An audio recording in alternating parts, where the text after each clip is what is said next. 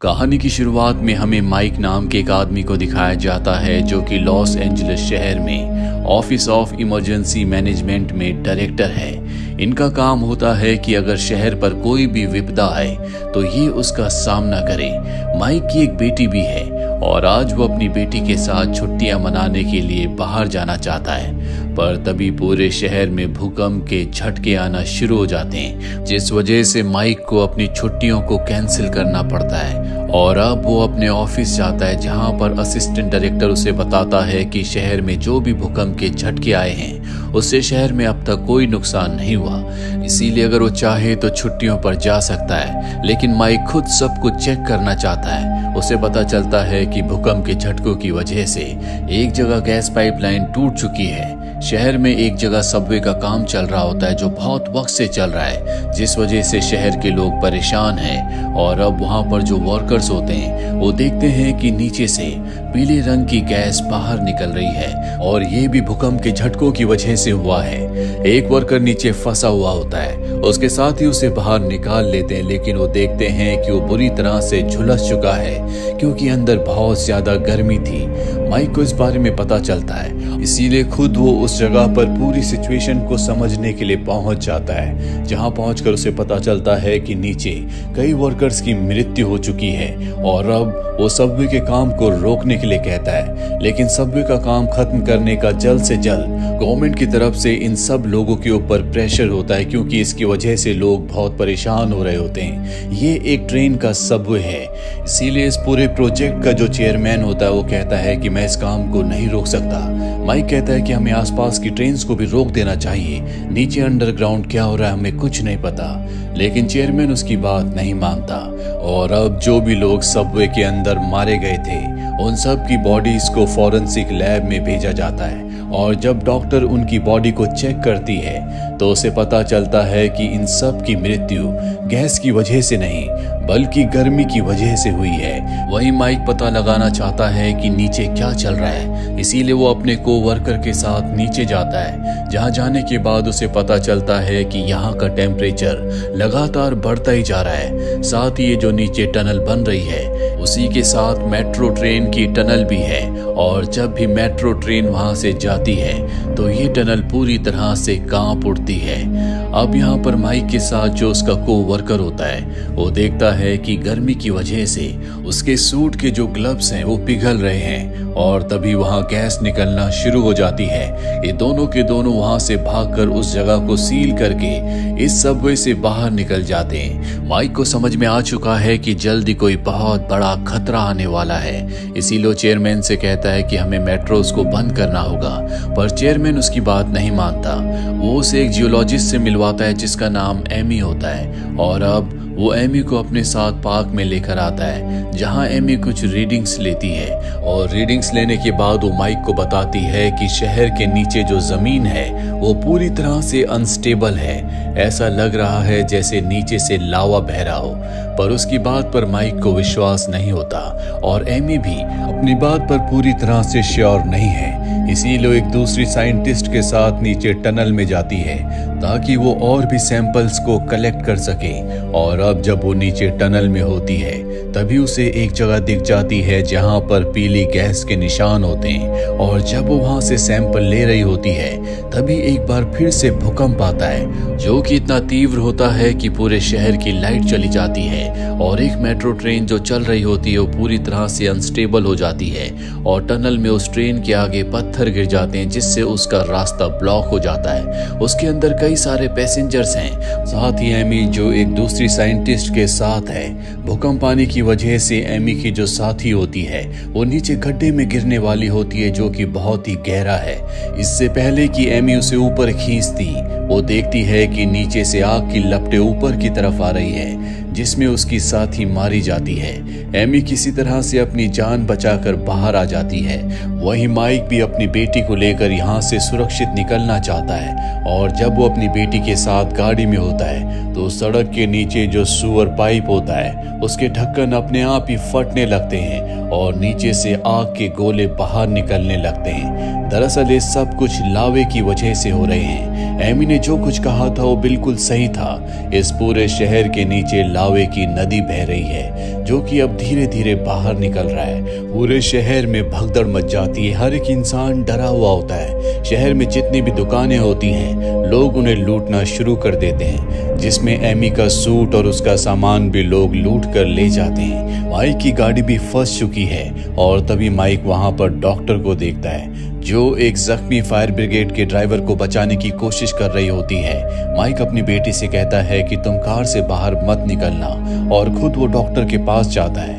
और अब जमीन के अंदर से लावे का सैलाब बाहर निकलना शुरू हो जाता है और वो माइक की कार की तरफ बढ़ रहा होता है जिसमें उसकी बेटी है। माइक की बेटी जब ये देखती है तो कार से बाहर निकल जाती है और तभी एक ब्लास्ट होता है जिस वजह से लावे के कुछ छींटे उसके कपड़ों पर गिरते हैं, जिससे उसके कपड़ों में आग लग जाती है। पर माइक वहां पहुंचकर अपनी बेटी के कपड़ों से आग बुझाकर उसे लेकर वहां से निकलने में कामयाब हो जाता है, जिसके बाद वो अपनी बेटी को डॉक्टर के पास ले जाता है क्योंकि अब वो अपनी गाड़ी से ड्राइवर को हॉस्पिटल ले जाना चाहती है जो बुरी तरह से जख्मी है। माइक कहता है कि मेरी बेटी को भी अपने साथ हॉस्पिटल ले जाओ, उसका हाथ जल चुका है। डॉक्टर उसकी बेटी को अपने साथ लेकर वहां से निकल जाती है, जिसके बाद माइक अपने डिपार्टमेंट में कॉल करता और कहता है कि जितनी भी एम्बुलेंस और फायर ब्रिगेड्स हैं उन सबको इस जगह पर भेज दो, यहाँ पर लोगों की जान खतरे में है।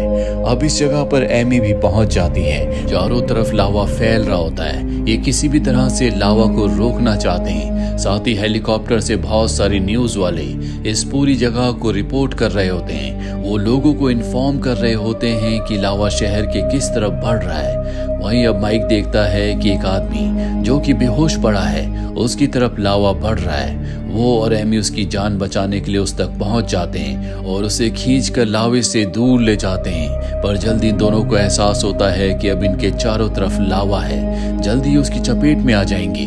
पर इससे पहले कि इनके साथ ऐसा होता वहां पर फायर ब्रिगेड की गाड़ी आ जाती है जो इन तीनों को बचा लेती है। और अब दूसरी तरफ हमें मेट्रो ट्रेन की टनल को दिखाया जाता है जहां पर अब लावा भरना शुरू हो गया है।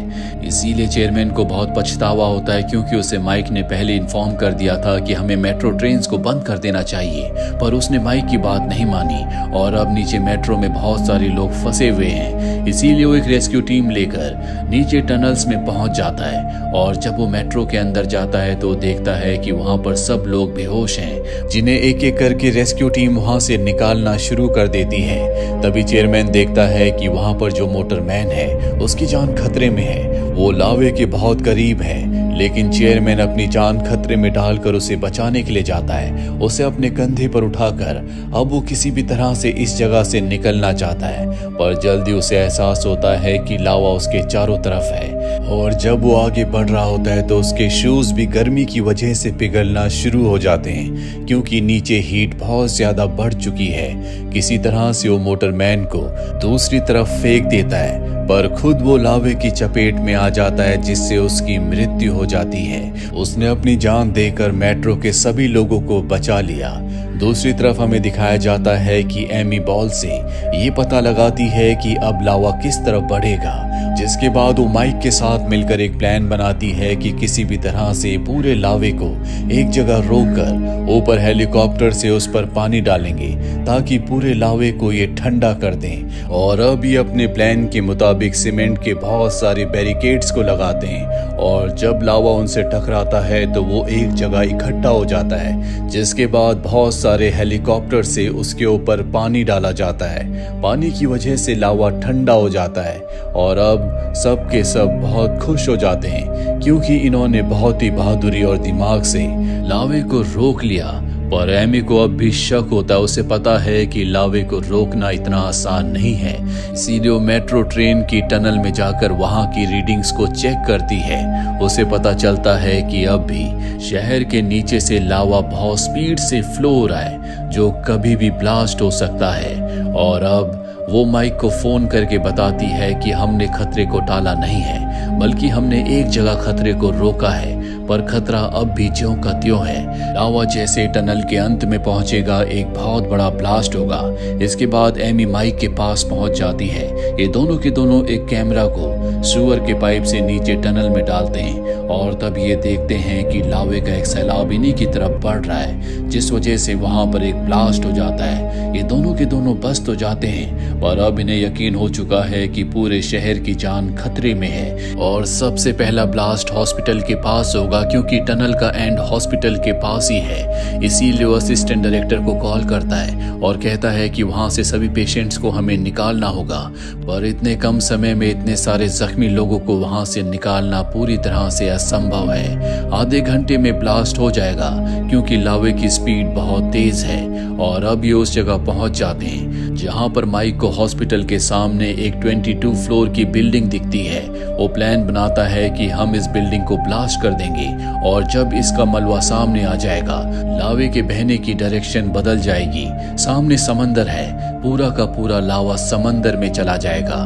माइक का ये प्लान एमी को भी बहुत अच्छा लगता है और अब ये उसकी प्लानिंग करना शुरू कर देते हैं। माइक अपनी टीम को बिल्डिंग के अंदर ब्लास्ट करने के लिए भेजता है। साथ ही वो एमी से कहता है कि तुम हॉस्पिटल के अंदर जाओ और मेरी बेटी को ढूंढ कर वहां से बाहर ले आना।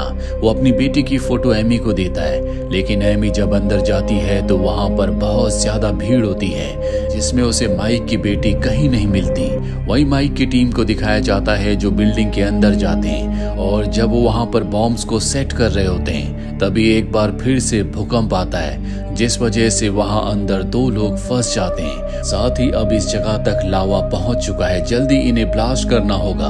वो दोनों अपना सेक्रीफाइस करके इस जगह को ब्लास्ट कर देते हैं, जिससे बिल्डिंग गिर जाती है। और तभी माइक देखता है कि सामने एक छोटा बच्चा है, उसके पीछे उसकी बेटी भी होती है। लावा उनकी तरफ बढ़ रहा होता है। माइक किसी तरह से अपनी बेटी को और उस बच्चे को बचाकर वहां से निकाल लेता है और अब वहां पर एक लावे का ब्लास्ट होता है, जिस वजह से पूरा का पूरा लावा बाहर निकलना शुरू हो जाता है। पर बिल्डिंग गिराने की वजह से इन लोगों ने लावे के रास्ते को बदल दिया है। अब उसके पास एक दूसरा रास्ता है जो नालों से होता हुआ सीधा समंदर तक जाता है और लावा उस रास्ते से बहता हुआ समंदर में गिर जाता है, जिस वजह से पूरा का पूरा शहर नष्ट होने से बच जाता है। जल्दी इस जगह पर बारिश होना शुरू हो जाती है, जिससे सब के सब खुश हो जाते हैं, क्योंकि आज माइक की वजह से पूरा का पूरा शहर बच गया। एमी माइक से कहती है कि अगर तुम्हारी जगह मैं इंचार्ज होती तो शायद मैं ये कभी नहीं कर पाती। तुमने इस पूरे शहर को बचा लिया। इसी के साथ ये फिल्म, ये कहानी यहीं पर खत्म हो जाती है। उम्मीद करते हैं कि ये कहानी आपको पसंद आई होगी।